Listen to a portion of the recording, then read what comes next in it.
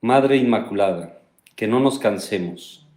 Madre nuestra, una petición, que no nos cansemos. Sí, aunque el desaliento por el poco fruto o por la ingratitud nos asalte, aunque la flaqueza nos ablande, aunque el furor del enemigo nos persiga y nos calumnie, aunque nos falten el dinero y los auxilios humanos, aunque vinieran al suelo nuestras obras y tuviéramos que empezar de nuevo, Madre querida, que no nos cansemos. Firmes, decididos, alentados, sonrientes, siempre con los ojos de la cara fijos en el prójimo y en sus necesidades, para socorrerlos, y con los ojos del alma fijos en el corazón del Jesús que está en el sagrario. Ocupemos nuestro puesto, el que a cada uno nos ha señalado Dios. Nada de volver la cara atrás, nada de cruzarse de brazos, nada de estériles lamentos. Mientras nos quede una gota de sangre que derramar, unas monedas que repartir, un poco de energía que gastar, una palabra que decir, un aliento de nuestro corazón, un poco de fuerza en nuestras manos o en nuestros pies, que puedan servir para dar gloria a Él y a ti, y para hacer un poco de bien a nuestros hermanos. Madre mía, por última vez, morir antes que cansarnos. Buenas noches, queridos hermanos. Vamos a dar inicio a esta voz del obispo. El día de hoy quisiera que reflexionáramos ante la fatiga, el cansancio de la pandemia y el descanso que nos ofrece el Señor Jesús. En este evangelio que hemos escuchado recientemente, en donde el Señor Jesús le dice a los apóstoles: vengan los que están cansados y agobiados, que yo les daré descanso. En este evangelio dice así, se trata de Marcos 6. Él les dijo: vengan ustedes solos a un sitio tranquilo, a descansar un poco, porque eran tantos los que iban y venían que no encontraban tiempo ni para comer. Se fueron en barca a un sitio tranquilo y apartado. Quisiera que iniciáramos con un comentario de Raniero Cantalamessa, el predicador oficial de la Casa Pontificia, a este evangelio que acabamos de escuchar. Dice Raniero Cantalamessa que el tema de este pasaje es del descanso. Jesús invita a sus discípulos a separarse de la muchedumbre, de su trabajo, y a retirarse con él a un sitio tranquilo y apartado. Les enseña a hacer lo que hacía él, a equilibrar la acción y la contemplación, a pasar del contacto con la gente al diálogo secreto y regenerador consigo mismo y con Dios. Se trata pues de que aprendamos a descansar. Al día necesitamos nosotros hacer descansos, hacer algunas pausas para rendir. Incluso en algunos sitios llegan a hacer siesta. Dice una frase española que quien hace siesta amanece 2 veces al día. Es como vivirlo doble. Al finalizar la jornada necesitamos también un sueño reparador, un descanso de 8 horas o lo que necesite cada uno para recuperar las fuerzas y estar al 100 al siguiente día. A la semana necesitamos algún día, alguna tarde de descanso. Al mes al pasar unos 3 o 4 meses necesitamos también unos días de descanso. Nos lo pide pues nuestra misma naturaleza. El tema manifestado pues es de gran importancia y actualidad. El ritmo de la vida ha tomado tal velocidad que supera nuestras capacidades de adaptación. Daos prisa lentamente, decían los latinos. Hoy se ha anulado el adverbio lentamente y se obedece solamente al verbo date prisa, apúrate, córrele. El correr ha llegado a ser frecuentemente como un frenesí y una enfermedad. Se dice, quien se para está perdido, pero también perdido está quien nunca se sabe parar, quien nunca sabe hacer una pausa, quien nunca sabe, quien nunca aprende a descansar. Está perdido detrás de las palabras, está perdido detrás de las imágenes, informaciones, emociones que cambian vertiginosamente y se consumen rápidamente sin que haya posibilidad de acercarse a ellas con tranquilidad y albergarlas dentro de los propios espacios cognitivos y afectivos. Sucede por el contrario que en vez de integrar las cosas dentro de sí, son las personas a prodigarse en las cosas. De tal manera que si nosotros no aprendemos a descansar, vamos a terminar en el remolino de las situaciones que nos agobian. Por eso es que el día de hoy escogí este pasaje. Vengan a mí los que están cansados y agobiados, que yo les daré descanso. Ojalá que también sea pues un pequeño descanso esta charla que vamos a compartir el día de hoy en la voz del obispo. Ya veo que están conectadas ya más de 200 personas, vamos llegando a 250. Aprovecho para saludar un momentito y entonces comenzamos de lleno con este tema. Saludo a Graciela Ramos Rojas, a Berta Estrada, a María Guadalupe González, que ya comenzó preguntando, ¿verdad?, cómo encontrar la paz interior en medio de la pandemia y todo lo que trae consigo.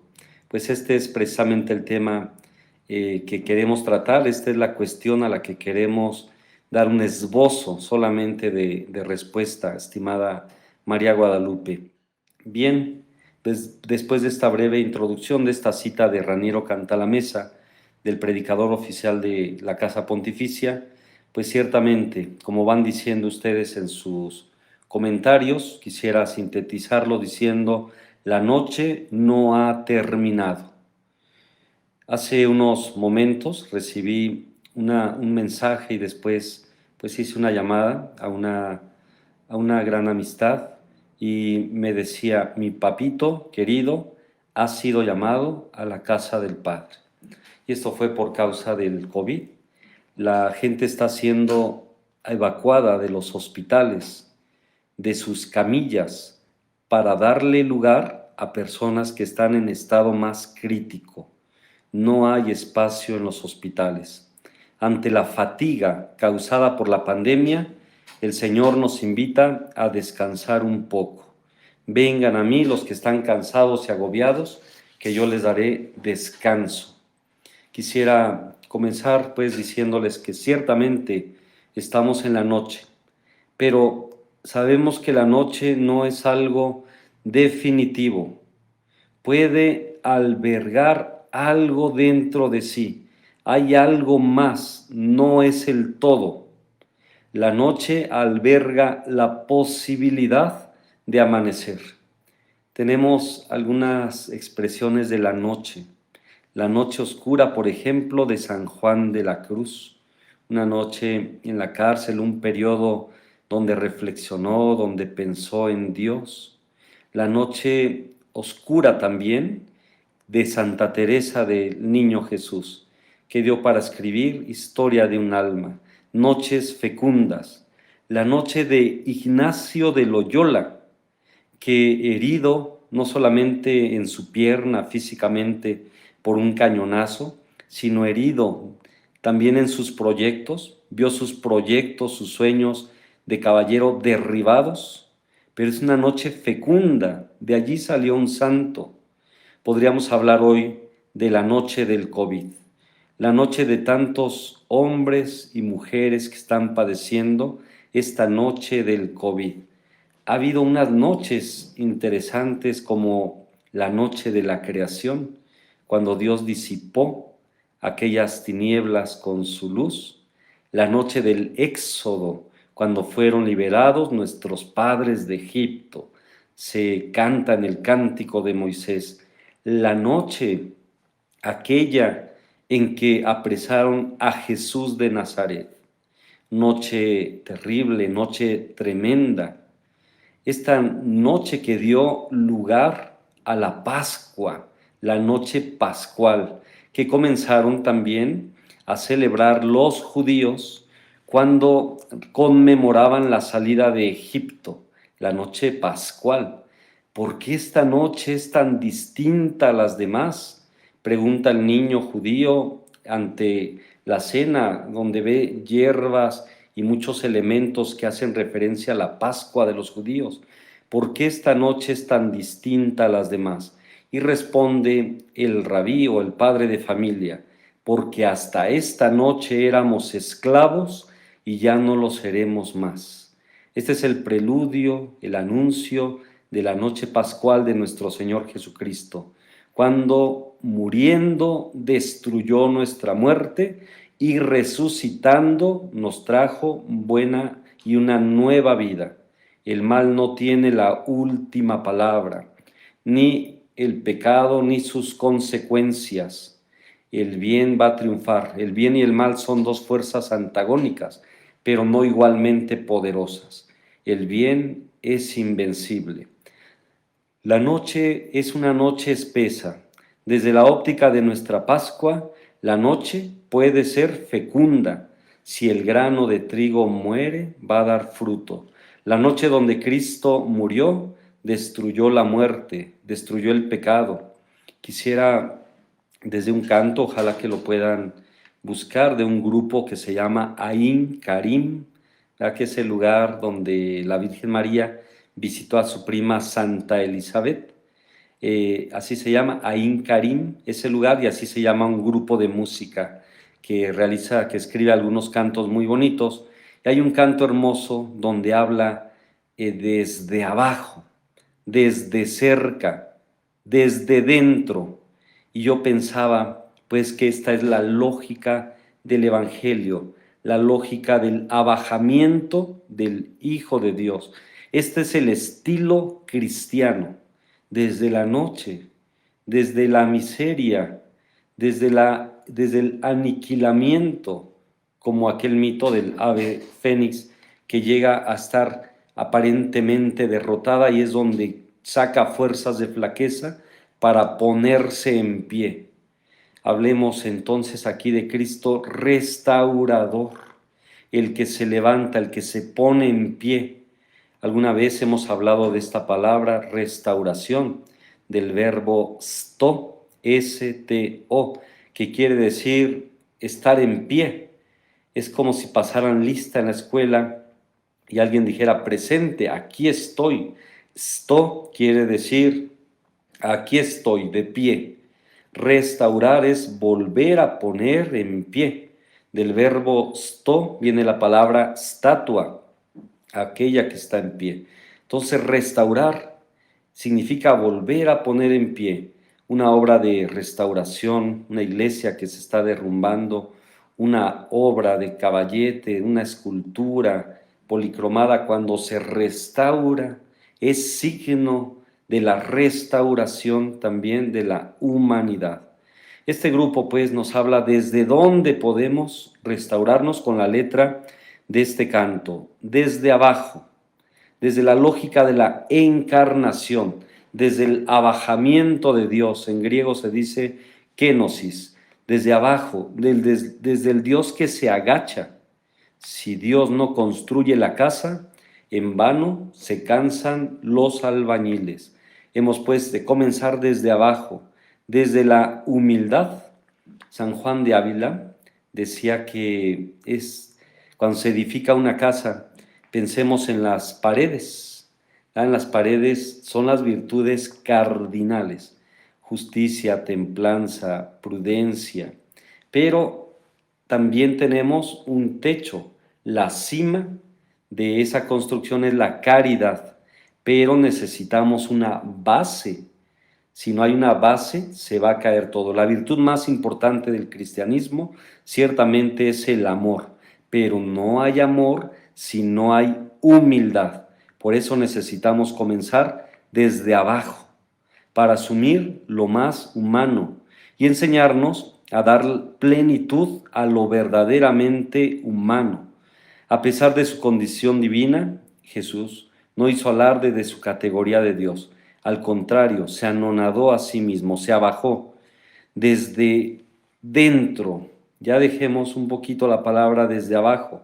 También tenemos que comenzar desde adentro. ¿Qué quiere decir esto? Desde lo profundo, no solo desde datos, sino desde la meditación, desde profundizar, desde el ver el porqué de las cosas, desde la reflexión, por qué se ha originado todo este caos que estábamos viviendo ya desde antes de la pandemia y que ahora se ha acentuado. De tal manera que el caos, con esta reflexión, con esta meditación, pueda ser una oportunidad para salir adelante, como una base para la nueva construcción. Tenemos que ir pues desde dentro, desde las voces que están gritando, desde su dignidad, desde el reconocimiento de la dignidad de las personas. Y también desde cerca, porque padeciendo juntos con los demás, poniéndonos los zapatos del otro y caminando con ellos, siendo realmente próximos, siendo realmente vecinos en el territorio del hermano. Fíjense que este sábado acompañé a un padre que hace una gran labor, se llama Benito, está en la Soledad y da de comer diariamente a 200, 300 personas, y fuimos a unos basureros allá por Nesa, y pensaba cómo él se mete desde cerca con el ser humano, desde sus historias, y solamente desde ahí, desde su contexto, es de donde se puede ayudar a los demás. Él también hace despensas y también pues da muchos cursos. Una vez supe de cerca de 100 cursos que estaba propiciando para manualidades y cosas que ayudan a las personas, cursos de psicología, etcétera, ¿verdad? Eso es desde cerca, padeciendo juntos, ¿verdad? En el contexto, lejos de toda burbuja que no nos deja ver cómo fluye la realidad. Ojalá que descubramos nuestras burbujas, ¿verdad? Nuestros encapsulamientos. Y es que así no vamos a descubrir la belleza y tampoco la complejidad y la real dificultad de las cosas. Y sin identificar los problemas, no podemos tampoco afrontarlos. Dentro de esta noche oscura, tenemos entonces que discernir. Discernir es cernir, como se realiza cuando se va a colar algo, se va a colar también la tierra, o cuando los animales, ¿verdad? Las vacas están rumiando, ¿verdad? El alimento, la hierba. Es cernir, es reflexionar, es meditar el paso del Espíritu.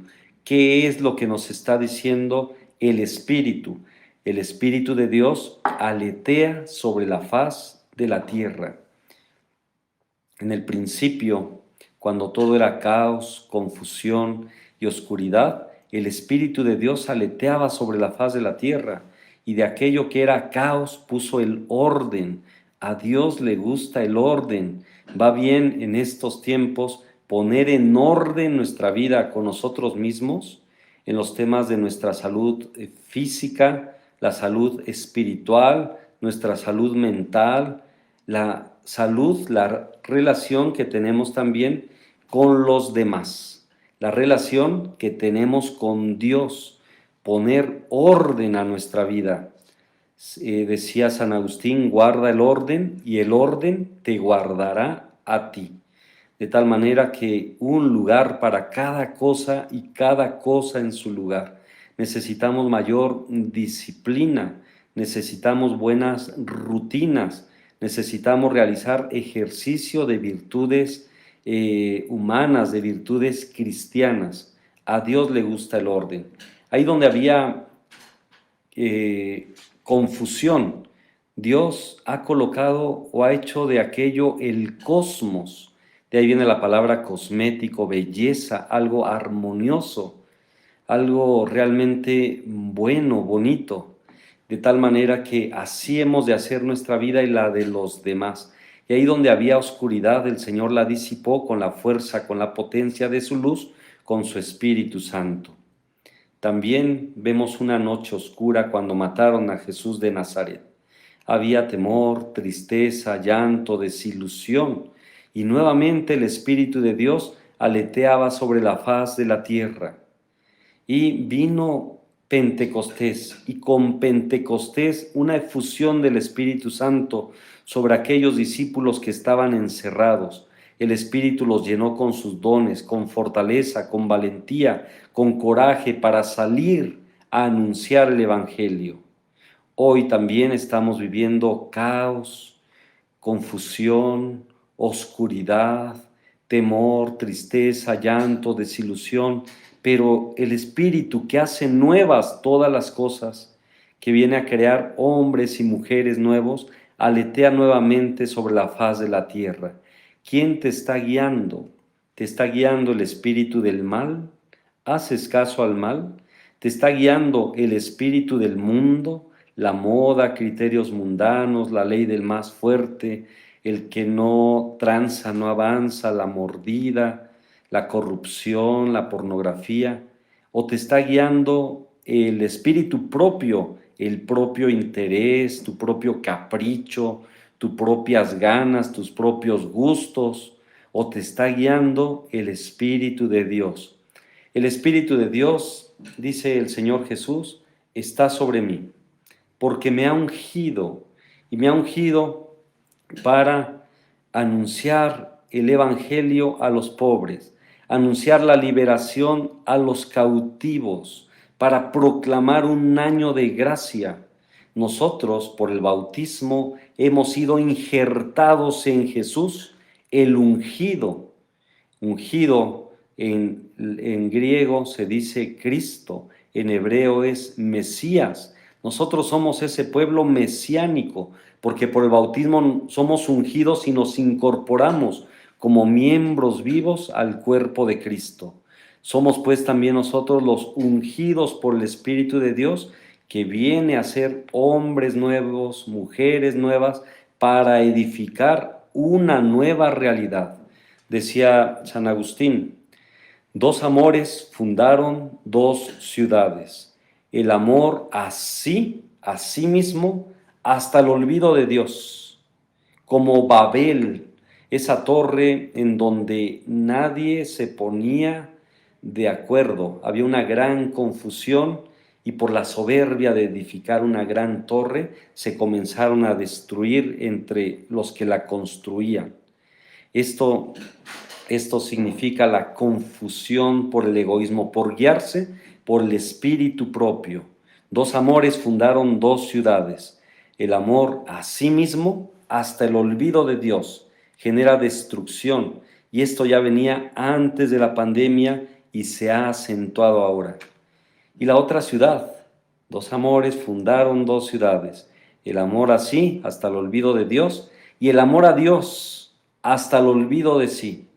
Ese amor a Dios que se puede manifestar, concretar a través del corazón del cónyuge, a través del corazón de los hijos, a través del corazón de los padres, a través del corazón de los ancianos, a través del corazón del prójimo. Quien dice que ama a Dios y no ama a su prójimo es un mentiroso. De tal manera pues que el Espíritu nos lleva a fundar una nueva realidad. Hombres nuevos, mujeres nuevas van a crear una nueva realidad, a edificar una nueva sociedad. Por eso este momento todavía que estamos viviendo, hay que vivirlo como recomenzando desde la lógica del misterio pascual. Yo los invito pues, en resumen, a que comencemos desde abajo, desde dentro, desde cerca. Y ahí en este contexto es donde podemos nosotros discernir el paso del Espíritu, tratando de mirar siempre al cielo con los pies bien puestos en la tierra, yendo más allá de lo que alcanza a ver nuestros ojos, descubriendo las causas, descubriendo ya en aquello que vemos lo que Dios quiere, situándonos así en la realidad, en los contextos, disponiéndonos a la acción del Espíritu de Dios, sabiéndonos discípulos de Jesús, discípulos misioneros. Y es que así el Espíritu nos va a impulsar a salir. El Espíritu siempre nos lleva cuesta arriba. Y en este sentido es indispensable el silencio. Es fundamental para que se fecunde la realidad. No hay parálisis donde hay silencio. Donde hay silencio hay creatividad y esto nos hace muy parecidos a Dios. Somos co-creadores con Él.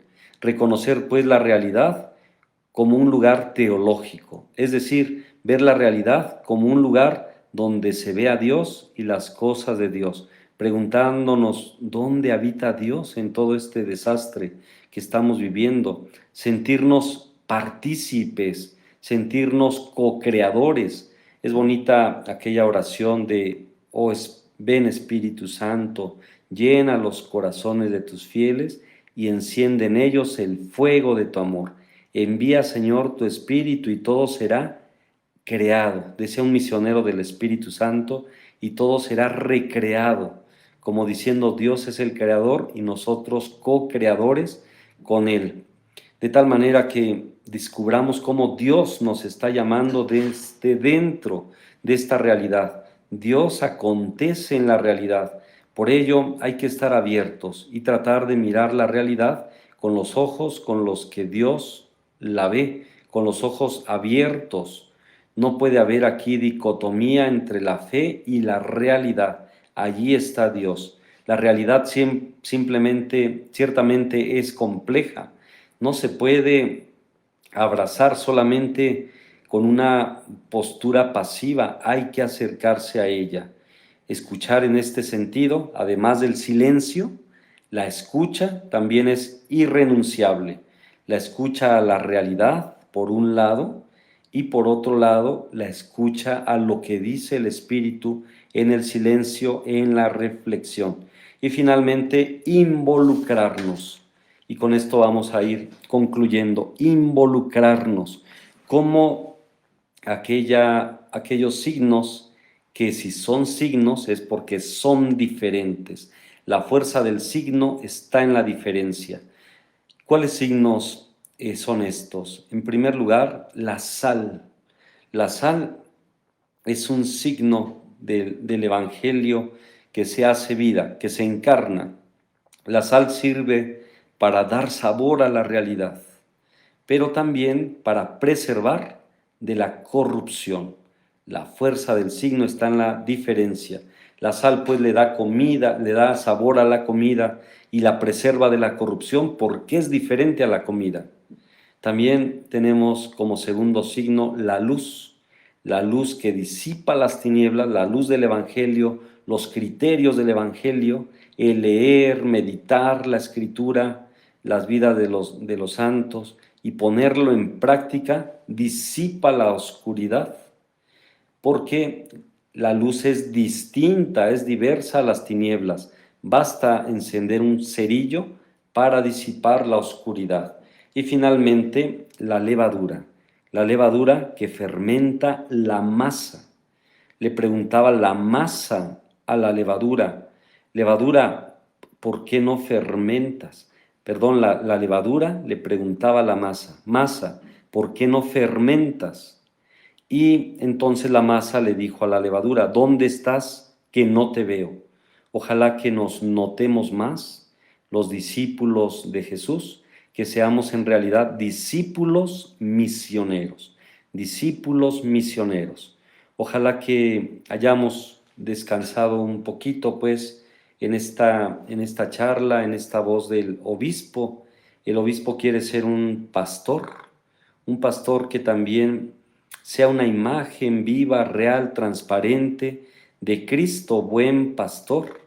También los padres de familia están llamados a ser pastores de sus hijos, ¿verdad? El pastor lleva un báculo que trae un ganchito para jalar a los que se están saliendo del redil. También tiene una punta abajo para empujar a los que se están quedando atrás y una parte recta donde se pueden sostener las ovejas que ahora están débiles, que están enfermas, que están moribundas. Por eso ojalá que también el empresario sea un buen pastor para aquellas personas que tiene a su cargo, sigan haciendo un esfuerzo más. Aquellos que tienen la posibilidad, ¿verdad?, de tener bajo su cargo a mucha gente, hagan un esfuerzo más. Los maestros también son pastores de alguna manera, de llevar la verdad a sus alumnos. Y así también, pues recordamos el día de ayer, el Día del Abuelo, la primera jornada que organiza el Papa. Los abuelos, ¿verdad?, son también nuestros pastores que nos han transmitido los valores que recibimos en la más tierna infancia y con los que ahora navegamos. Quisiera concluir la voz del obispo de este lunes con el Salmo 23. El Señor es mi pastor, nada me falta. En verdes praderas me hace reposar. Me conduce junto a fuentes tranquilas y repara mis fuerzas. Me guía por el camino justo, haciendo honor a su nombre. Aunque pase por un valle tenebroso, ningún mal temeré, porque tú estás conmigo. Tu vara y tu cayado me dan seguridad. Me preparas un banquete enfrente de mis enemigos. Perfumas con ungüento mi cabeza y mi copa rebosa.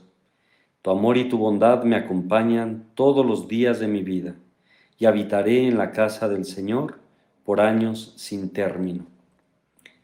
Vamos a rezar un Ave María, pidiendo por nuestros hermanos que están en estos momentos atravesando por esta situación tan terrible del COVID y que están pues quizá a punto de entregar su alma a nuestro Padre del cielo para que el Señor se acaricie a través de la intercesión de la Virgen María, que sea apapacho para aquellos que están sufriendo ahora por el contagio.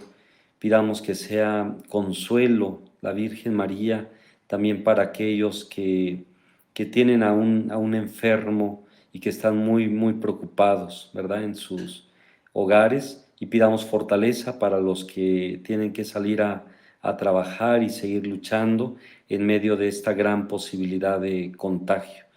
Les pido pues que no salgan si no es necesario. También los sigo motivando a que se vacunen, ¿verdad?, para al menos tener menos posibilidades de experimentar el ataque del COVID o una posible defunción. Motiven, ¿verdad?, a sus adultos mayores y a aquellas personas que no están queriendo vacunarse, y sigan conservando todas las medidas sanitarias, ¿verdad?, para poder sobrevivir a esta pandemia y que así podamos entregar esta vida por la causa del Evangelio, atendiendo a nuestro prójimo, sobre todo aquellos que más lo necesitan. Les doy la bendición. El Señor esté con ustedes. La bendición de Dios Todopoderoso, Padre, Hijo y Espíritu Santo, descienda sobre ustedes y los acompañe siempre. Acabemos rezando todos juntos un Ave María. Dios te salve María, llena eres de gracia. El Señor es contigo.